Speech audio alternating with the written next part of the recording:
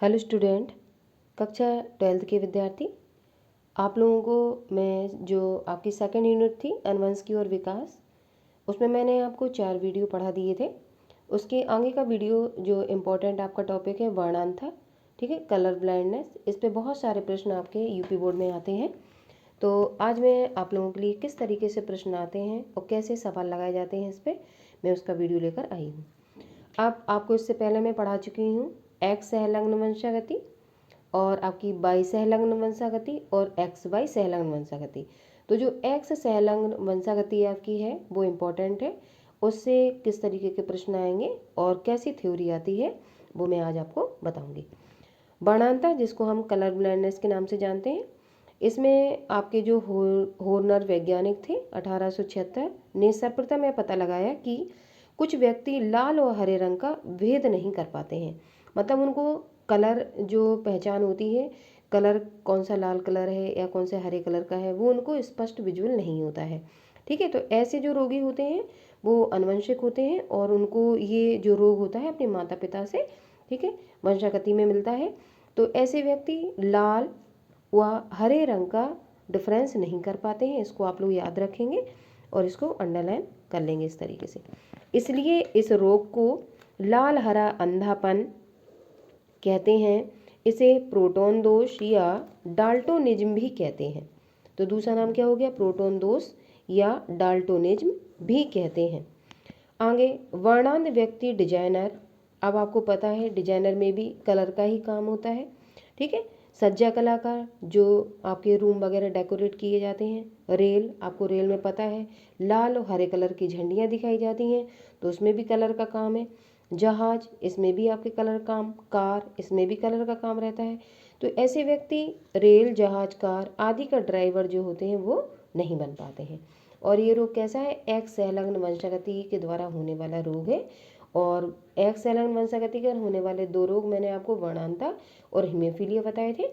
तो जिसमें मैंने आपको वर्णांता, इसमें व्यक्ति लाल और हरे रंग में डिफरेंस नहीं कर पाएगा। इस रोग को हम प्रोटॉन दोष या डाल्टोनिज्म के रोग के नाम से भी जानते हैं। और ऐसे व्यक्ति आपके डिजाइनर, सज्जा कलाकार, रेल, जहाज, कार आदि का ड्राइवर नहीं बन सकते हैं। आगे उदाहरण किस तरीके से सवाल लगाने के लिए आते हैं, इंपॉर्टेंट है आपका 3 नंबर का प्रश्न पिछले साल भी आया हुआ था सवाल लगाने के लिए।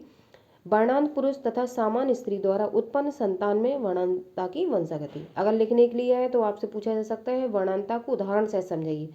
तब इसको आप उदाहरण में इस तरीके से डालेंगे, ऊपर जो मैंने परिभाषा बता चुकी परिभाषा लिख देंगे आप लोग।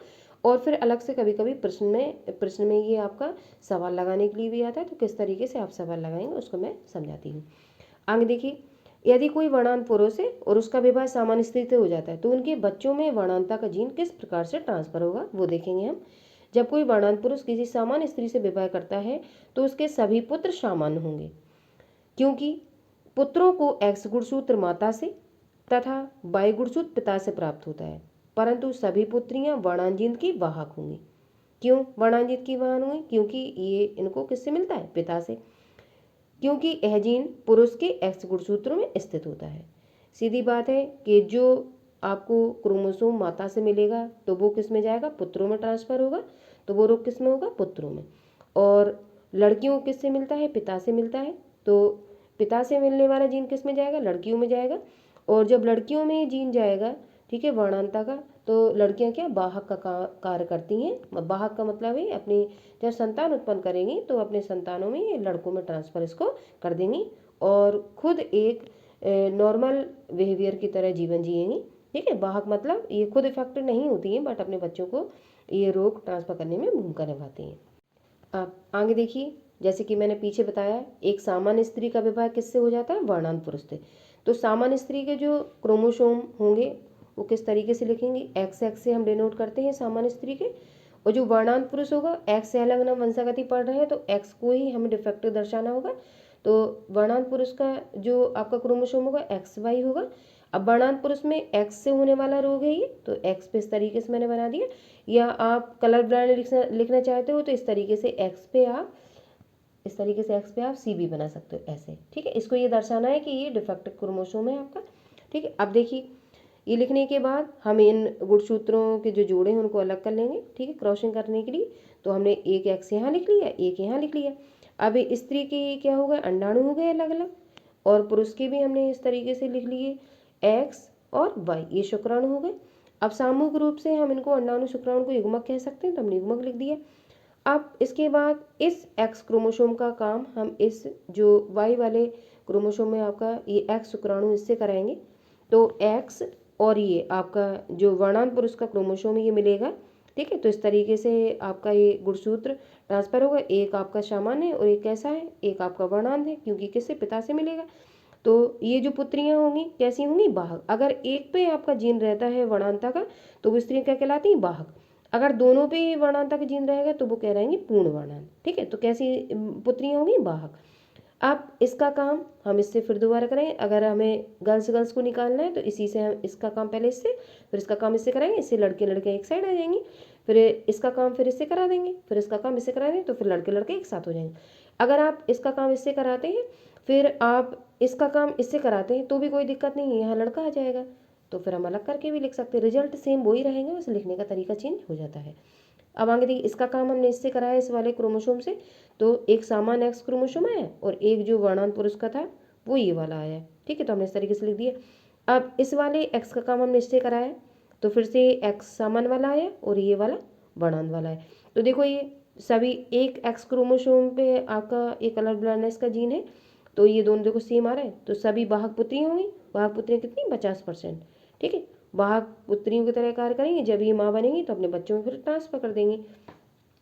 अब आगे देखिए, फिर इसका काम हम किससे कराएंगे, इस वाले वाई से कराएंगे। तो देखो एक्स वाई समान आया, फिर इसका काम हम इससे करा देंगे तो एक्स वाई समान है। तो पुत्र कैसे होंगे, सभी पुत्र कैसे होंगे, सामान्य होंगे। तो 50% पुत्र कैसे रहेंगे, सामान्य रहेंगे। क्यों, क्योंकि ये वर्णांता का जो आपका एक्स क्रोमोसोम पे था, तो वर्णांता पे आपका जो पुरुषों में था, तो इसने किसको इफेक्टेड किया, इसने आपकी पुत्रियों को इफेक्टेड किया जो वाहक हो गई। और अगर ये आपकी सामान्य स्त्री की जगह वाहक स्त्री होता है तो ये किसको इफेक्टेड करता है, पुत्रों को इफेक्टेड करता है, ठीक है। इस तरीके से आपको सवाल लगाना समझ में आया। अब मैं एक दो सवाल आपको और बता रही हूँ किस तरीके से आपको लगाने, ठीक। इस तरीके से एक आता है जो जैसा पूछ रहा है वैसा हम लिख लेते हैं सवाल में। अब आगे दूसरा देखिए, अगर ये समझ में नहीं आया तो थोड़ा सा दूसरे समझ में आएगा आप लोगों को। अब अगला सवाल देखिए, सामान्य पुरुष तथा वाहक स्त्री द्वारा उत्पन्न संतान में वर्णांता की वंशागति क्या होगी। 2018 में ये प्रश्न आपका 3 नंबर में पूछा गया था यूपी बोर्ड में। अब देखिए, पुरुष कैसा है, सामान्य, और स्त्री कैसी है, वाहक है। तो वाहक में मैंने आपको बताया था एक क्रोमोसोम आपको, ठीक है, कलर ब्लाइंडनेस वाला दर्शाना है।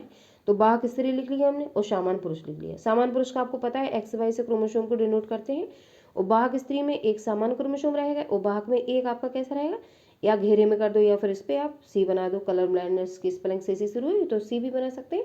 एक को अलग दर्शाना है जो आपका डिफेक्टेड है। अब इसी तरीके से हम दोनों जो आपके गुणसूत्र होंगे उनको अलग अलग निकाल लेंगे।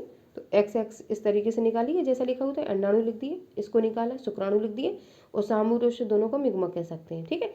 अब इस वाले एक्स क्रोमोसोम का हमने इससे मिलान कराया तो एक्स एक्स आया, तो सामान्य पुत्री बनी। फिर इस वाले एक्स क्रोमोसोम का काम फिर से कराया तो देखिए एक्स और एक्स, ये वाला आपका डिफेक्टेड था वाहक वाला, तो इस तरीके से आ गया, ये वाला आपका सामान्य था, तो इस तरीके से हमने लिख दिया। तो ये आपकी ऐसे, तो ये आपकी एक सामान्य था और एक ये वाला आपका कलर ब्लाइंडनेस का था और ये वाला सामान्य था, इस तरीके से हम लिख दिए।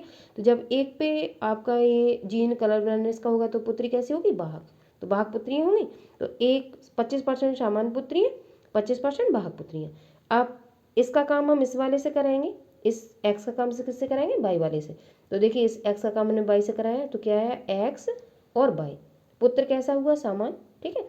फिर इस वाले का काम हम इससे कराएंगे तो देखो ये वाला अंडाणु जो आपका डिफेक्टिव था, ठीक है, ये हो गया, और फिर सामान्य वाला हमने वाई उतार लिया। तो ये वाला आपका एक्स क्रोमोसोम की वंशागति है, तो पुत्र कैसा होगा, वर्णांत, क्योंकि वाई से कोई लेना देना नहीं, इससे कोई लेना देना नहीं है। तो पुत्र कैसा हो गया, वर्णांत, और 25% पुत्र कैसे हो गए, सामान्य, और 25% पुत्र कैसे हो गए, वर्णांत।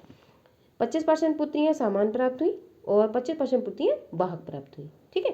तो इस तरीके से आपको समझ आया। नीचे फिर आपने जो भी वर्क किया है उसको लिखना होता है कैसे, जब कोई सामान्य पुरुष जैसे कि ऊपर था किसी ऐसी स्त्री से विवाह करता है जो वर्णांता के जीन की वाहक होती है, तो इनके 50% पुत्र वर्णांत, इस तरीके से लिखा, 50% पुत्र ये वर्णांत हो गए, ठीक है।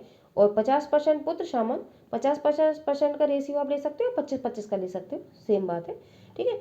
प्राप्त होंगे जैसा कि हमने आपको ये बताया हुआ है। इसमें 50% पुत्र सामान्य होते हैं तथा 50% पुत्रियां इस रोग के जीन की वाहक होती हैं। जैसा कि हमने बताया, अगर एक क्रोमोसोम में आपके कलर ब्लाइंडनेस का जीन है तो वो जो स्त्रियां होंगी वाहक का कार्य करेंगी, मतलब जब वो माँ बनेंगी तो अपने लड़कों को फिर से ये रोग ट्रांसफर करेंगी।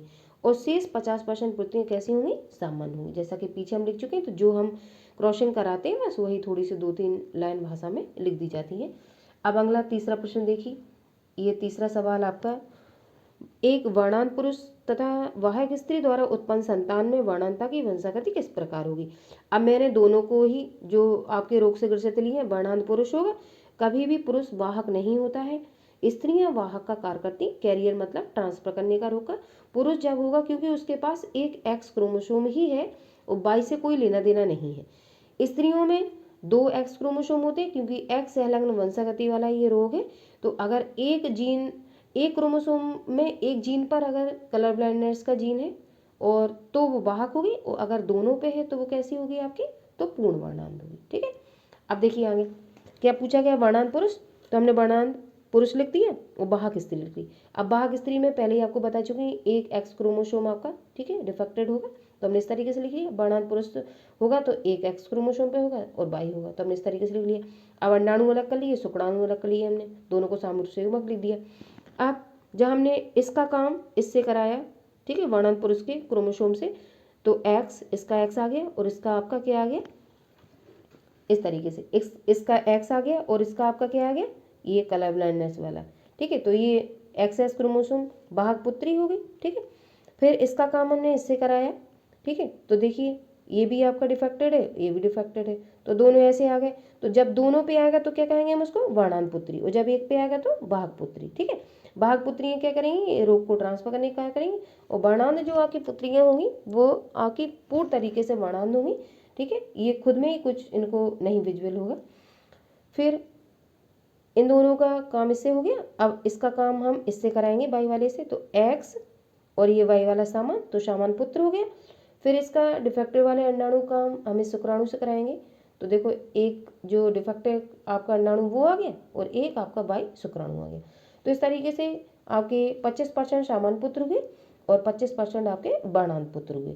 वर्णांत पुत्र लिखेंगे और इसमें वाहक पुत्र नहीं लिखा जाता है, वाहक लिखा जाता है पुत्रियों में, ठीक है। एक क्रोमोसोम जब डिफेक्टेड होगा तो वाहक, और जब दोनों होंगे तो वर्णांत। इस चीज़ को आप लोग ध्यान रखेंगे। आई होप आपको समझ में होगा किस तरीके से मैंने बताया। ऐसे ही लगाने के लिए आते हैं, जो कहा जाता है उसको हम लिख लेते हैं। जो स्त्री वाहक आ गए तो स्त्री वाहक बता लिया, वर्णांत पुरुष का आ गए तो आपका जो वर्णांत रहेगा तो उस पर एक एक्स क्रोमोसोम की वंशागति, तो एक पर ही आपका डिफेक्टिव क्रोमोसोम रहेगा, और वाहक वाले पे एक पे रहेगा। और अगर वर्णांत कहता है वर्णांग स्त्री, तो दोनों आपके क्रोमोसोम इफेक्टेड होंगे।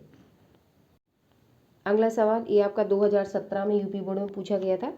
समान दृष्टि वाले दंपत्ति का एक पुत्र समान तथा एक वर्णांध है, इस दंपत्ति की पुत्रियों में समान दृष्टि का अनुपात क्या होगा, ठीक है। अब हमें अनुपात निकालना है। अभी तक जो हमने सवाल लगाए वो सीधे सीधे थे, ये थोड़ा नीचे वाले रिजल्ट को देते हुए दिया गया, इसमें आपके दूसरी चीज पूछी गई है। अब समान दृष्टि वाले दंपत्ति का एक पुत्र तो सामान्य है, ठीक है, तथा एक वर्णांध है। तो वर्णांध जब पुत्र है तो इसका मतलब है निश्चित बात उसकी माँ जो होगी वो वाहक स्त्री रही होगी। क्यों, क्योंकि पुत्रों को जो जीन मिलता है एक्स क्रोमोसोम वो किससे मिलता है, माताओं से, ठीक है। तो निश्चित बात है हमें समझ में आ गया कि स्त्री कैसी थी, वर्णांध थी, ठीक है, वाहक थी, सॉरी, ठीक है। तो वाहक स्त्री हमने उतार लिया, ठीक है। वाहक स्त्री के क्या रहेंगे, एक क्रोमोसोम आपका डिफेक्टेड रहेगा, तो इस तरीके से लिख दिया हमने, एक सामान लिख दिया, ठीक है। अब पुरुष देखिए, पुरुष आपका सामान रहेगा क्योंकि इन्होंने क्या कहा, एक पुत्र सामान तथा एक वर्णांध। इस दंपत्ति की पुत्रियों में समान दृष्टि का अनुपात क्या होगा, जब पुत्र एक सामान्य है और एक आपका वर्णांध है, तो निश्चित बात है कि जो पिता होंगे वो सामान्य रहे होंगे, क्योंकि पुत्रियों का हमें अनुपात निकालना है और पुत्रियों की कोई चर्चा यहाँ नहीं की गई है। तो सामान्य पुरुष हमने एक्स वाई शुक्राणु और अंडाणु जिस तरीके से लिखा था अभी पीछे भी, और दोनों को सामरूप से युग्मक। फिर हमने क्रॉसिंग कराने के लिए ये अलग अलग आपके अंडाणु शुक्राणु निकाल लिए। ठीक है। तो वाहक का आपका एक, देखो इस तरीके से मैंने लिखा, सी कलर ब्लाइंडनेस का हमने ये चढ़ा दिया, तो दिख रहा है एक क्रोमोसोम आपका ये डिफेक्टेड है।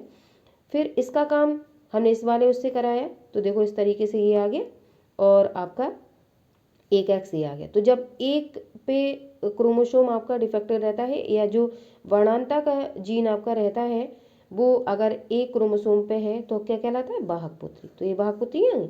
फिर इसका काम हमने इससे कराया, तो देखो ये हमने इस तरीके से लिख दिया, ये भी हमने इस तरीके से लिख, तो दोनों एक्स समान थे आपके, तो पुत्री कैसी हो गई, सामान्य पुत्री हो गई।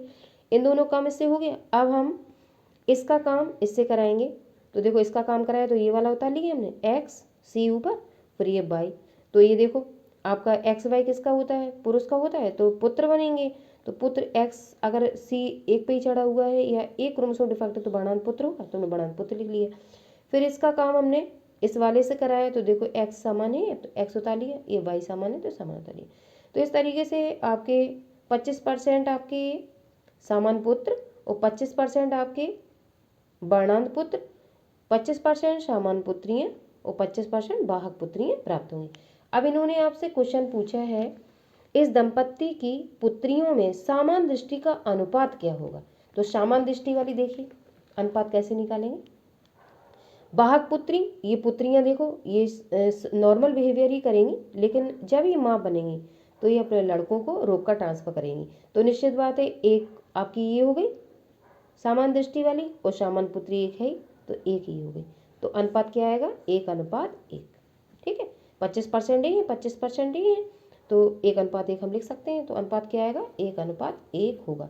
पुत्रियों में समान पुत्री का अनुपात 1:1 होगा। अगर ये पुत्रों का पूछते तो आपके जो 25% पुत्र होंगे वो कैसे होंगे, वर्णांत होंगे, और 25% समान होंगे। ठीक है, तो इस तरीके से पुत्रियों का पूछा गया, तो हमने पुत्रियों का आपको बताया कि ये 1:1 आएगा। आई होप आपको मैंने वर्णांता से रिलेटेड ये सिंपल से सवाल थे मैंने समझाया। इनमें से एक सवाल आपको हर साल पेपर में आता है और इस साल भी आपको मिलना चाहिए मेरे हिसाब से।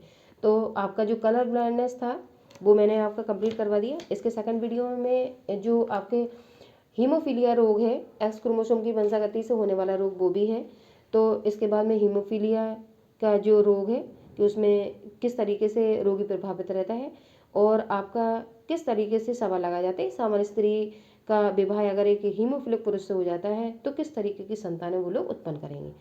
तो इसका सेकंड वीडियो में आपको लेकर आऊँगी। आई होप आपको मैंने वर्णांता से रिलेटेड जो टॉपिक आज समझाया है वो आपको समझ में आया। ये वाला वीडियो आप लोगों के लिए इंपॉर्टेंट है क्योंकि इससे आपके हर साल प्रश्न आते हैं। और एक्स एलिमेंट वंशागति इससे पहले भी मैंने आप जो आपको वीडियो इस लेसन से रिलेटेड समझाए हैं उनको समझना पहले जरूरी है, क्योंकि हमें पता होना चाहिए लिंक एलिमेंट वंशागति कितने क्रोमोसोम पे होती है। तो आपकी 3 प्रकार से मैंने पढ़ाई थी, एक्स एलिमेंट वंशागति, एक्स वाई एलिमेंट वंशागति और आपकी वाई एलिमेंट वंशागति। ठीक है, तो एक्स एलिमेंट वंशागति आपके कोर्स में लगी हुई थी, तो उससे रिलेटेड आपको 2 रोग पढ़ने थे, हीमोफीलिया और वर्णांता।